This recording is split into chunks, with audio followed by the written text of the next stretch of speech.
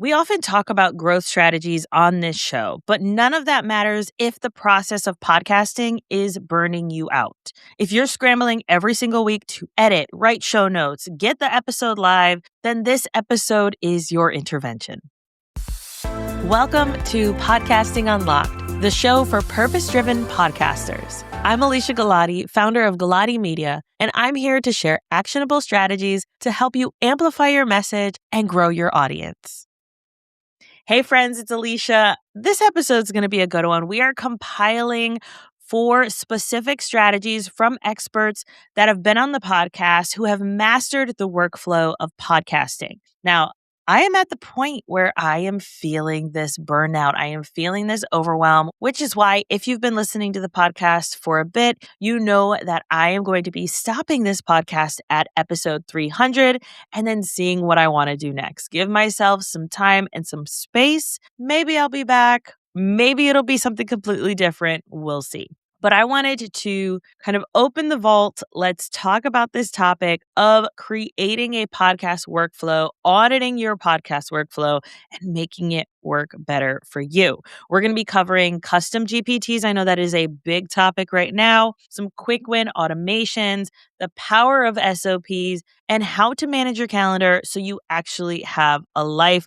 Let's go ahead and get into it. So first up, we have Marcy Rossi.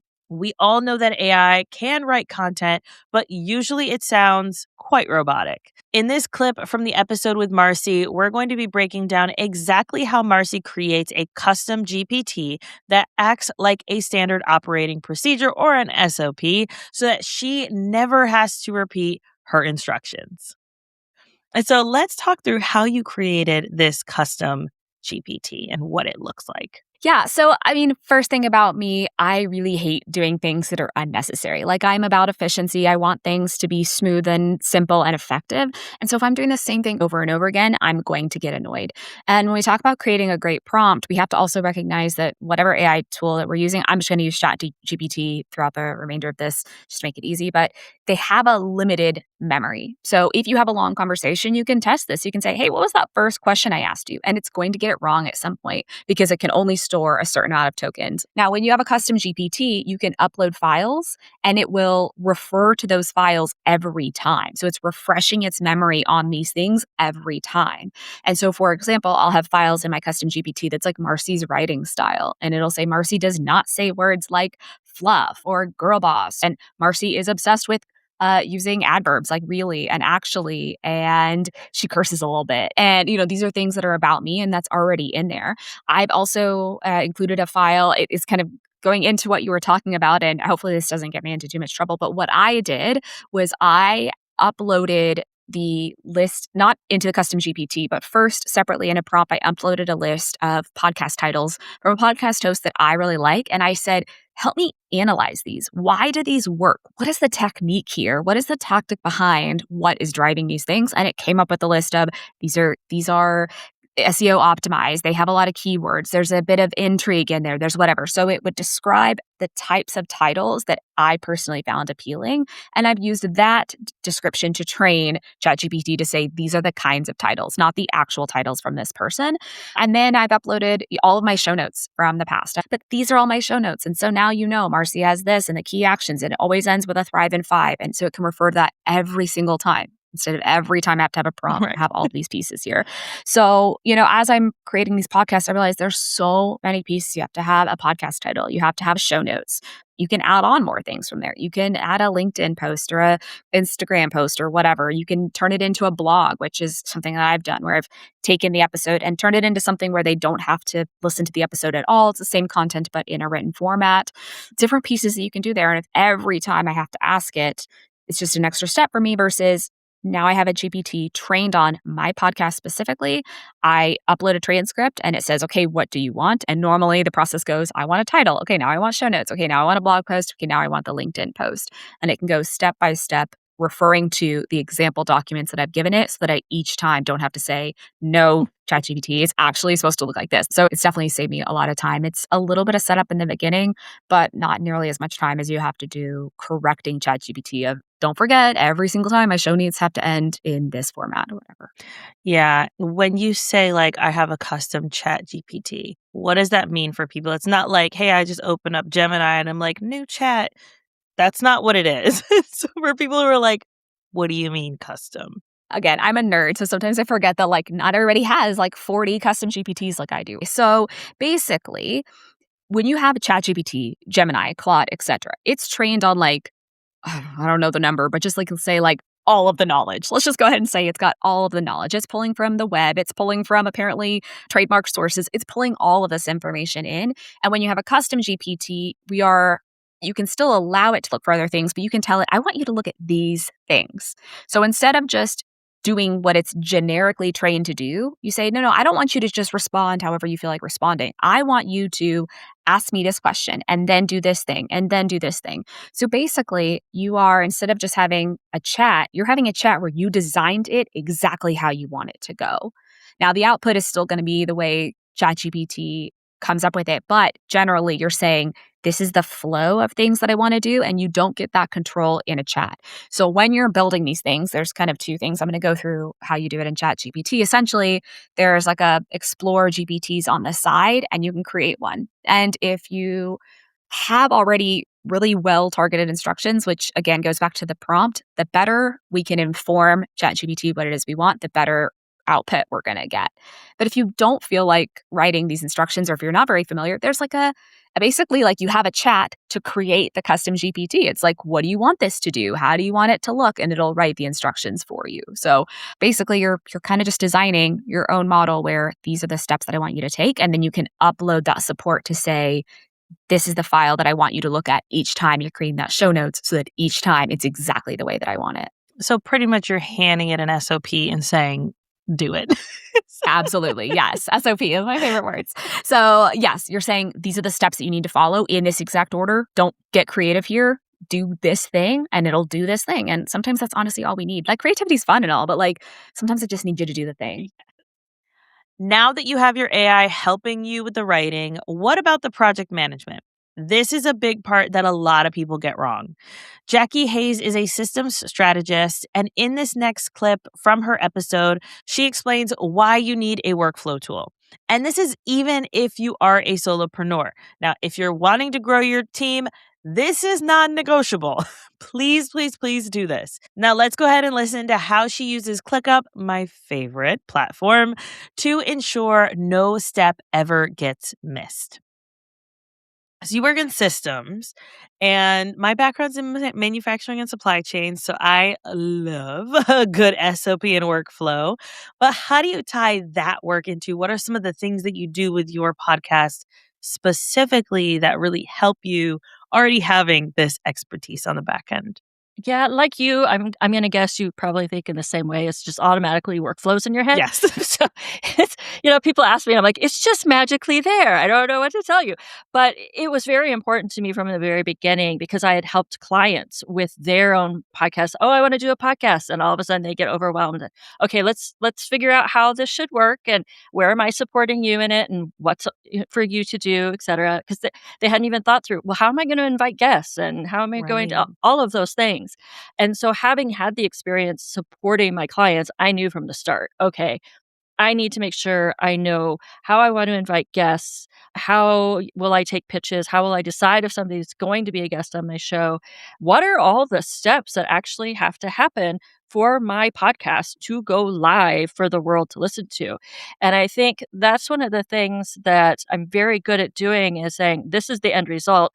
What are all the teeny tiny steps that we all tend to forget about that need to happen for this thing to go live? And so it depends on the kind of format of your podcast. Producing one that's solo can sometimes be easier for editing purposes, etc. Unless you hate your voice. Unless you hate your voice. I had an entire season that was solo. I hated it. I would like to delete the entire season. I am not a solo person.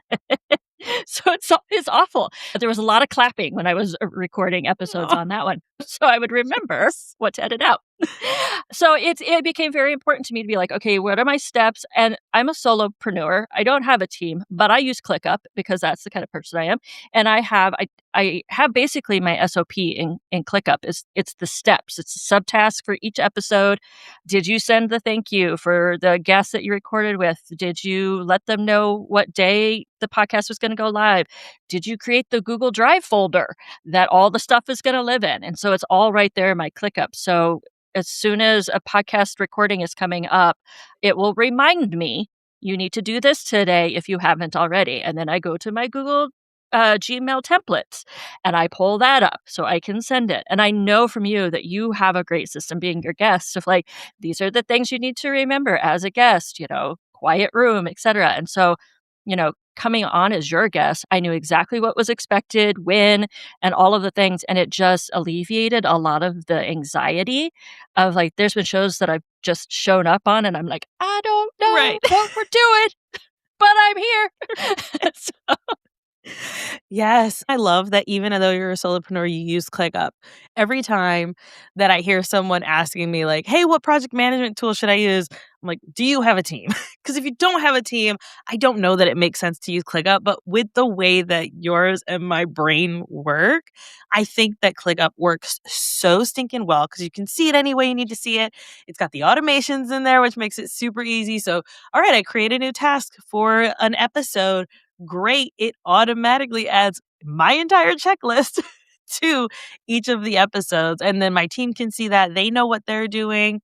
We keep all of our SOPs in there in documents with screenshots, etc. And it just makes it so much easier to manage. And so, like you said, even if you don't have a team, but even if you're someone who's considering hiring a team, having that information somewhere is going to be so helpful with onboarding that new person. I was talking to someone recently and she was like, "Oh, I'm using interns to edit my podcast and my intern just left. So now I got to get a new one."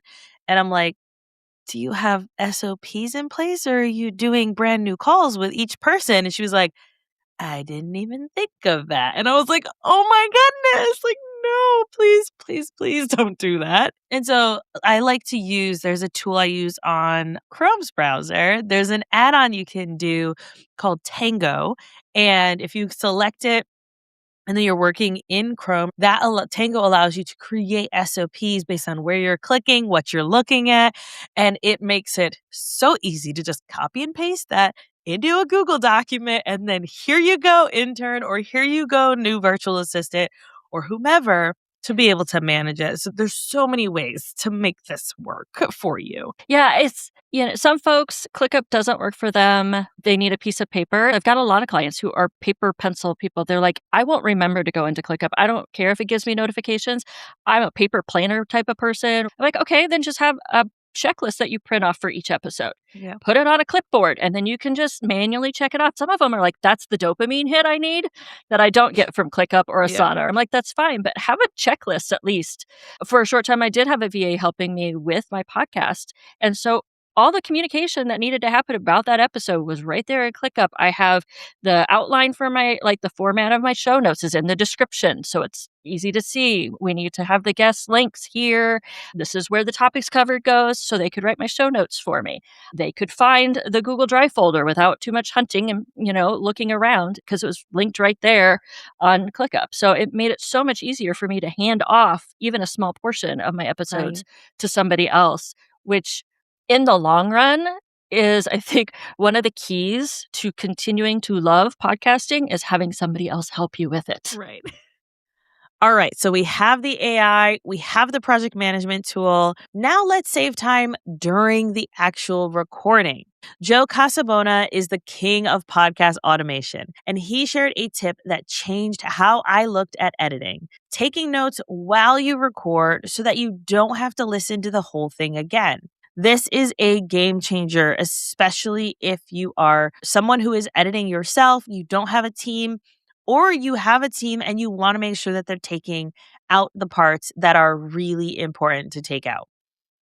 Yeah, and there's so many different ways to go about it, right? Like just the editing specifically. Obviously, we do a ton of editing for our clients And we go really deep in the editing side. So like a lot of production companies, they're like, sure, we'll take out the ums, the ers, the false starts, all of that. We clean it up. Whereas my company, we're like, no, we'll take out the bad joke that landed wrong. We take more creative Mm-hmm. liberty with our clients. And that's what they want, right? They want someone who can make sure that the podcast, especially in election years, is aligned with their brand and with their values, right? So that's very different, but not everyone wants that.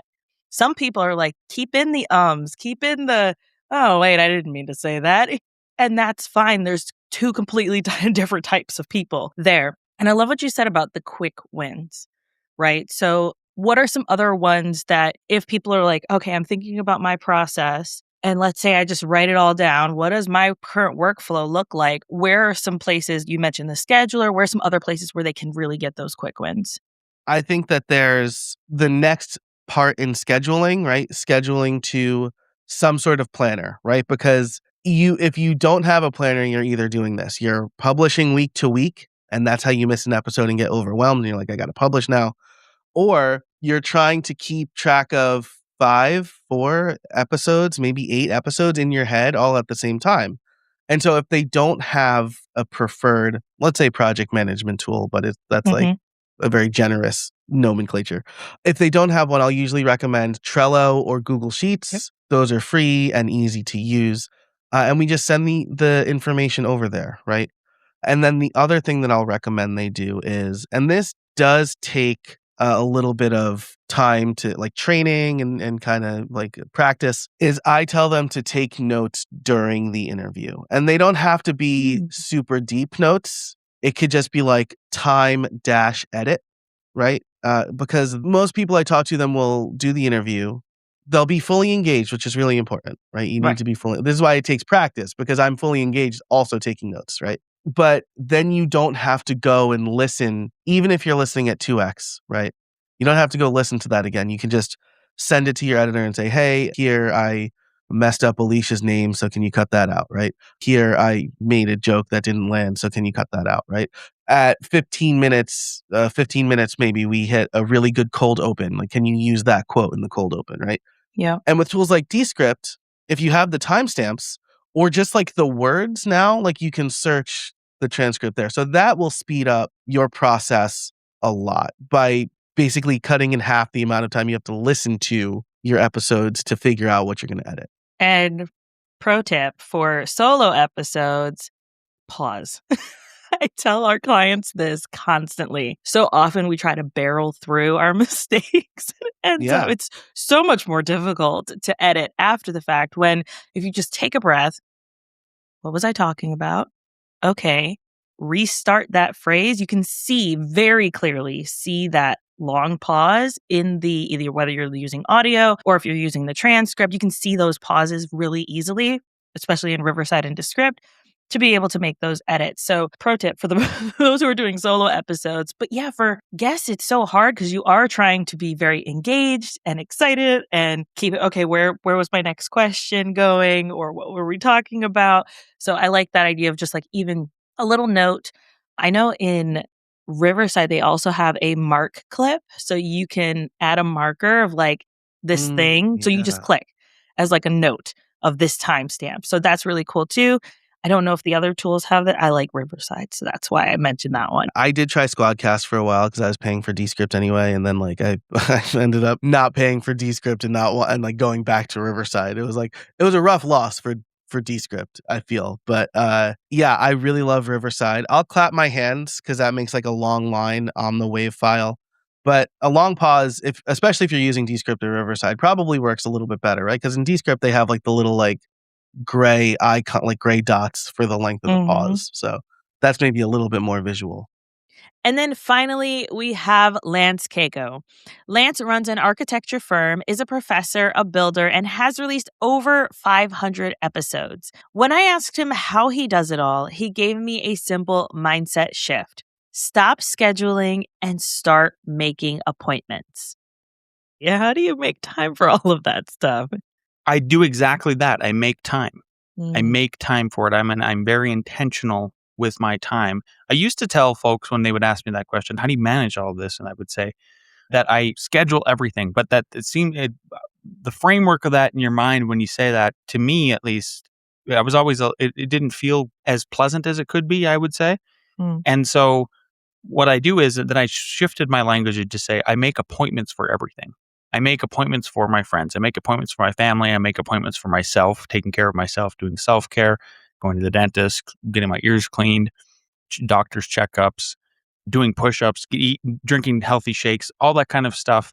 And then including professional business as well. So I have a calendar that's usually jam-packed, and it looks like maybe I'd be overwhelmed, but in fact, I just have time for everything in that way. That's a really unique way to do it. Whenever I think about like scheduling things on my calendar, and I've tried to do that for myself, this is just my own personal thing. When I try to do that, I'm like, man, past Alicia didn't know what she was talking about. There's no time for that.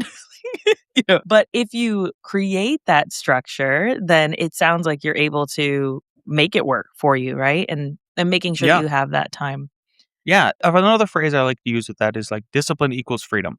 So if I have the discipline to make appointments for myself and allocate time and make space for those things that are important to me and Mm. my business and professional and personal wise, then having that discipline equals I have the freedom to do a lot of things and to them, hopefully do them well, and then still maintain a good work-life balance.